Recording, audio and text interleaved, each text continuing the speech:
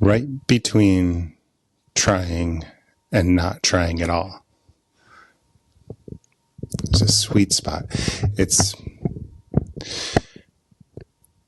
you've ever heard it said that someone say that the moment they stop trying is when it actually happened. What is that? It's a riddle. It's a Zen koan.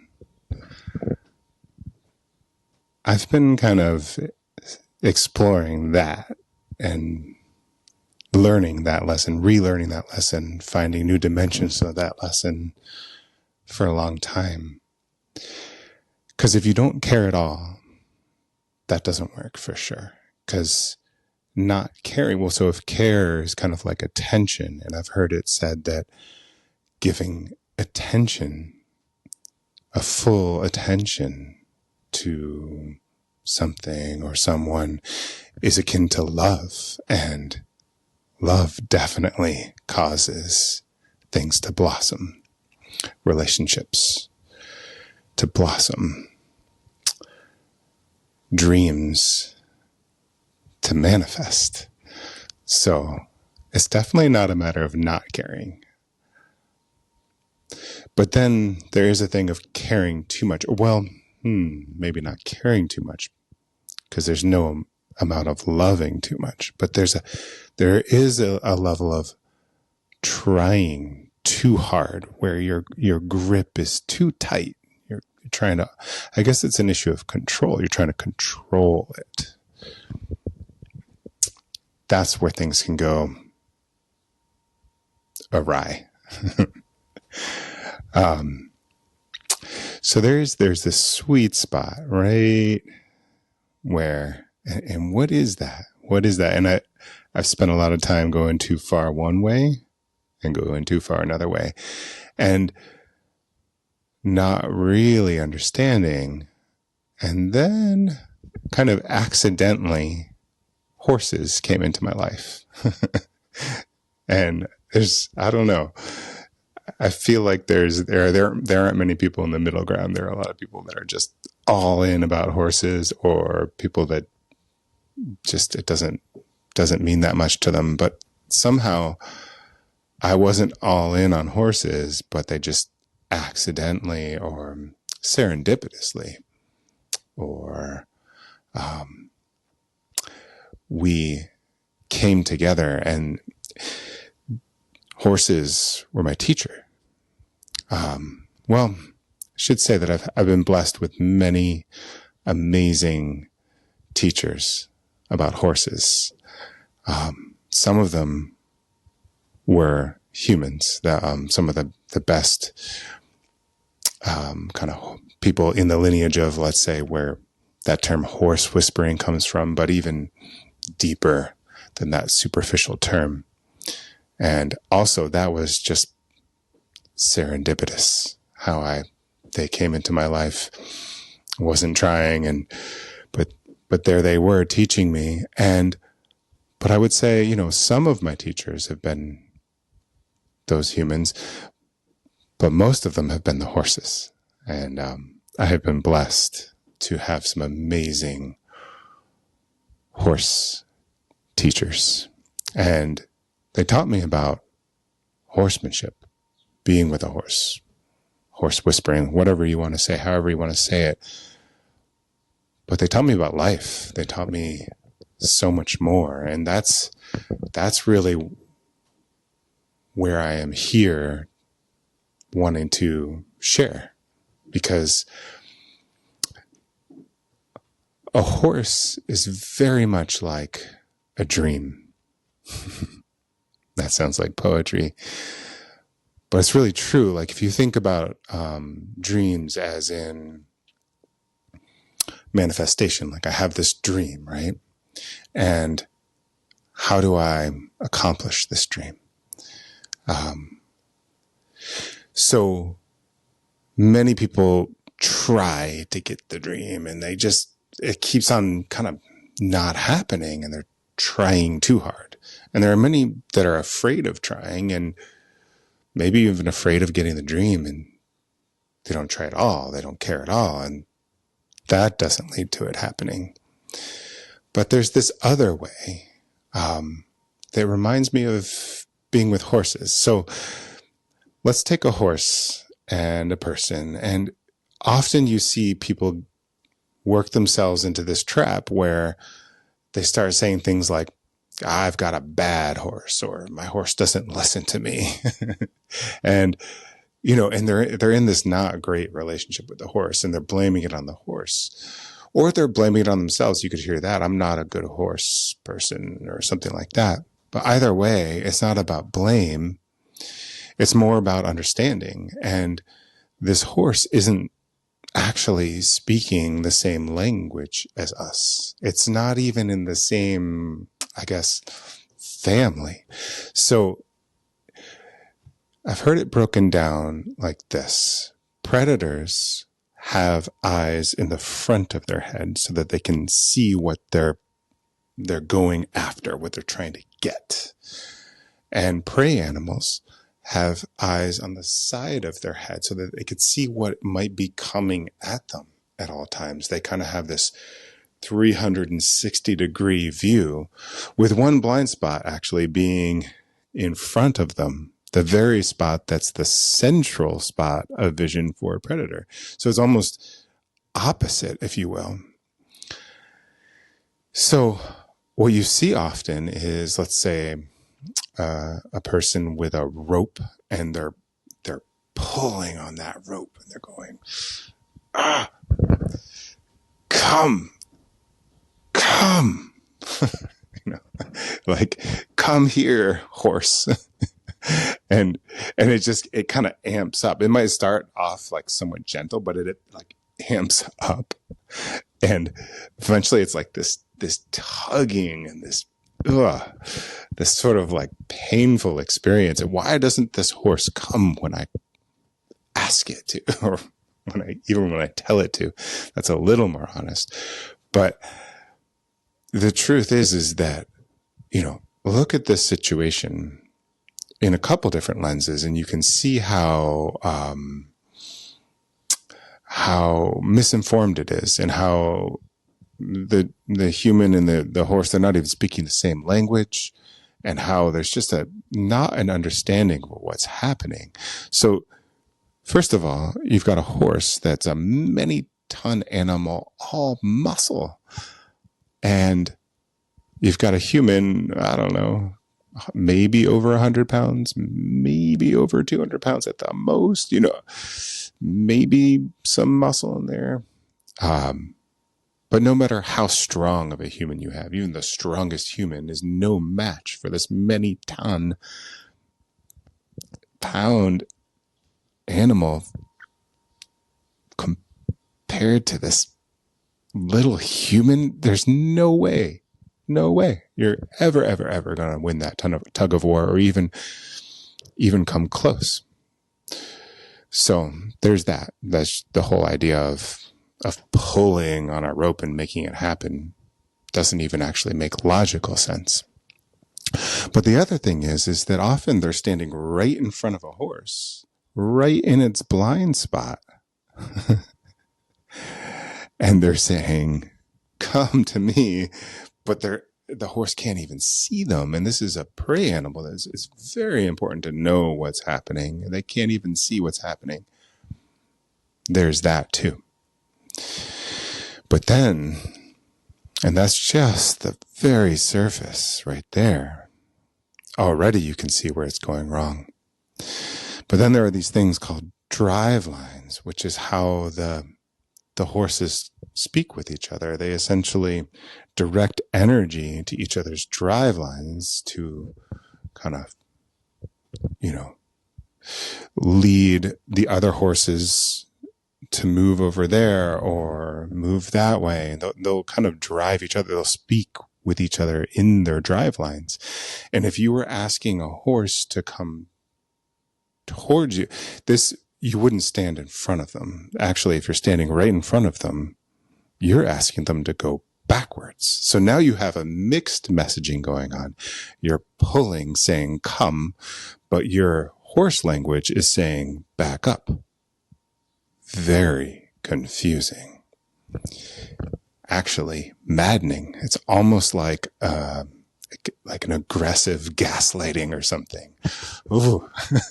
When you start to realize what you're actually communicating, it all comes together, and it's actually hard to even watch other people do it if you can see what's kind of under the hood, behind the curtains, so to speak. So I feel this is an amazing similarity to people with their dreams that are maybe not understanding how the universe works and principles of abundance and manifestation.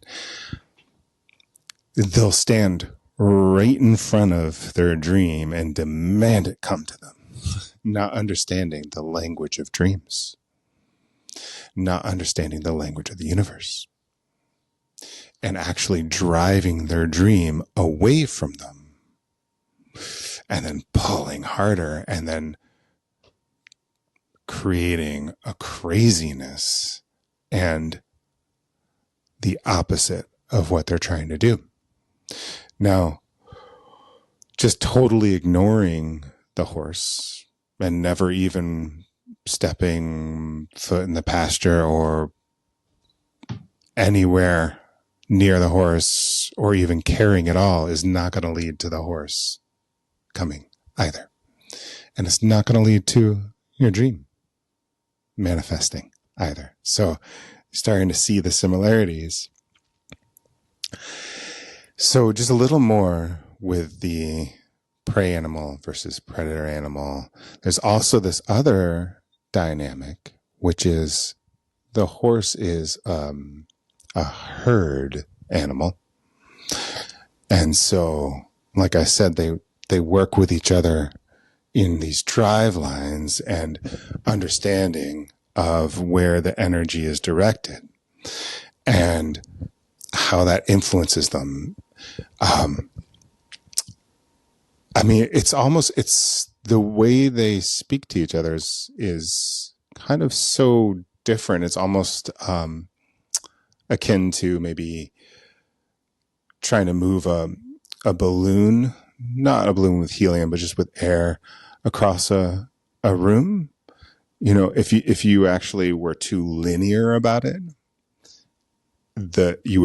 and tried too hard, you'd push at the balloon and the balloon might go whoop, and end up behind you, right? I mean, it's kind of like almost like a Charlie Chaplin comedy sketch watching that happen. But if you spend some time with the balloon, you start to realize that, okay, a little influence over here at an angle in a general kind of way, and then it goes a little too far that side, then I'll go behind it in a way I kind of take up space, you could say, on this side. And if I take up space in the air to the balloon on this side of the balloon will kind of go forward and off into the space that's available that I'm not occupying. It's a little bit like that. And if you worked a balloon that way through a room, you could eventually kind of get good at it and lead the balloon to the corner of the room that you're trying to lead it to.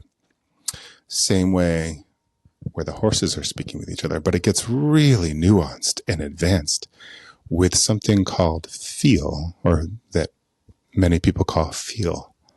And that word seems like a really good word, a really spot on way to speak of it, because feel has so many different meanings. And so they work with feel in all the meanings with each other. And they can be like a herd of wild horses can be running at just an unbelievable speed through complex terrain and right next to each other and never bump into each other, not even touch each other, but be within a hair of each other. How is that? How is that? That is amazing. So murmurations of birds do the same thing. You can watch them fold and fly through the air. Hundreds of them, so many, never bumping into each other, but so close to each other, doing the most complex patterns. Schools of fish, same thing. This is an unbelievable awareness. And if you can unlock the code, learn the language, because it's not just a hack. If you actually become fluent beyond hacking, because there's definitely people out there who say they have horsemanship and they just have a bunch of hacks in their tool bag. And I'm speaking to a sort of fluency in the actual language. Then it's amazing what becomes available. The high level of nuance, of feel, of capacity. It's to the point where, let's say your goal, I'm not even saying, so there's many ways to be with horses. You could just be with horses without an agenda. Actually, that's probably the most effective way. But, there's a lot of different goals people have in mind. They could be working with horses to log some land, to plow a field, or it could be riding a horse. And I will say that I've played around with a little bit of all of those things, including, having fun, like, cowboying and, working with cows to, go in certain directions. Just a little dabble in that, a little dabble in pulling logs, but mostly the groundwork and being with a horse, and then riding. And when I have been in touch with these things and I'm riding a horse, it's as close to flying that you can get. If you're really connected, it really is. It's like you become this mythical beast. You have 4 legs, and it's hard. There are no words for it. So this is all to say that there is this thing called feel. And when you speak to the horse with feel,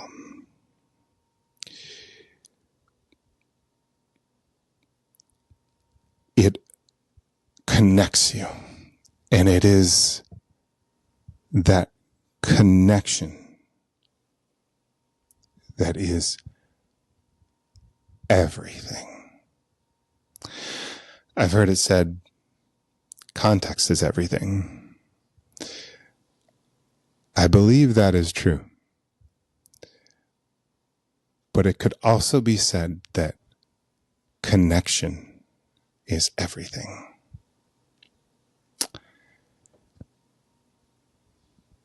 So if you're approaching the pasture and you're what you consider really far away from these horses, let's say you have a herd of horses in a field, as a human you might think, okay,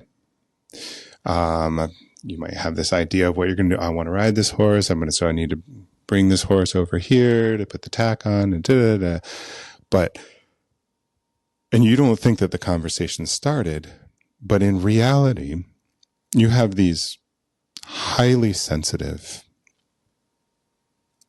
dreams, because they really are dreams. Horses are so unbelievably magical and spiritual, but also we're comparing them to dreams. So you have these dreams in a field, and they can feel you coming even before you've entered the pasture. You have these horses in the field, they can feel you coming. They really can, because they are prey animals. They have 360 almost, besides right in front of them, in that little blind spot, degrees of sight, of perception, and this is on the level of telepathy level. This is what we would consider superhero magic, but they can sense another animal from really far away. They know you're coming, and you're actually speaking a language to them.